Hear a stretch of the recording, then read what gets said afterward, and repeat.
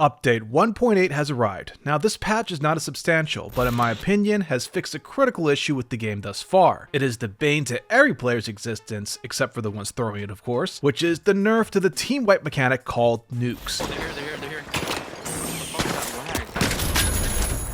So to not waste your time, I'm just going to run through the important aspects of this patch and leave out the fluff, getting you up to speed with everything you need to know to get you back into the arena as soon as possible. But before we get into that, if you found this informative and like these short form video updates, please smash that like button. It's a small button for you, but has a tremendous impact on my channel as well as the YouTube algorithm. And don't forget to subscribe for all things the finals. Alright. Let's jump into it. So the first and most important part of this patch is that gravity and physics have been enabled on red canisters with attachments, as well as fixing an issue where multiple C4s would cause more damage than intended when exploding together, aka attaching two C4s to a red canister. Now through some initial testing, I've come to find these nerfs are quite substantial. There is now going to be some skill required to land a good amount of damage on the opponent. You now need to adjust the reticle to account for the weight and drop off of the red canister when applying the C4s. Now this can get pretty difficult when you're accounting for different variables such as elevation and the velocity of the target when leading your shot, which is in my opinion a great trade-off for the damage it can still do. I also wanted to clarify that stacking two C4s does do more damage to the target than if you were to apply one, but it won't be as much as it was before. With two C4s applied, you can still insta-kill a medium, however, the canister has to be right on the target or extremely close. Now with these changes, there is no doubt that nukes will be less effective, but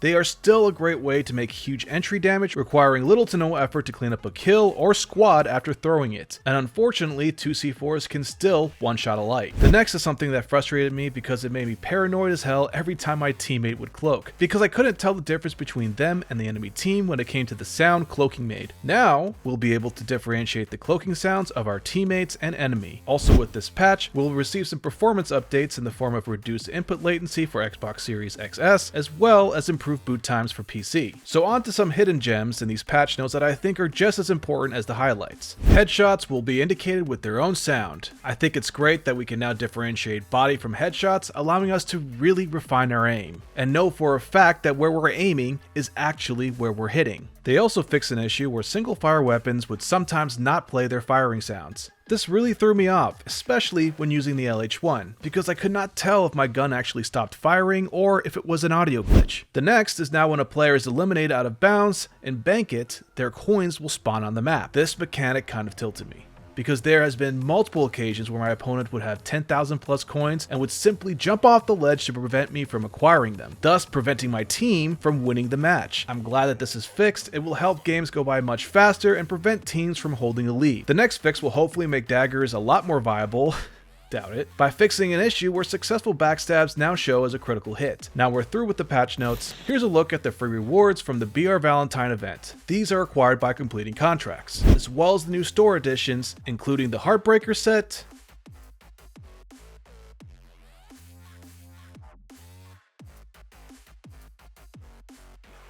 and the Rockabilly set, which is essentially a recolor of the Battle Pass set. And that's pretty much it, guys. I apologize for being absent recently. The past 2 weeks I have been absolutely slammed with work, which gave me very little time to produce content. However, now that my schedule has opened up, I was able to finally complete the painful pilgrimage of solo queuing to Diamond, as well as the guide on how you can do it too. Expect that video very soon. Anyhow, please smash that like button if you found this video informative. And again, subscribe for all things the finals. Peace and love, guys. I'll see you next time.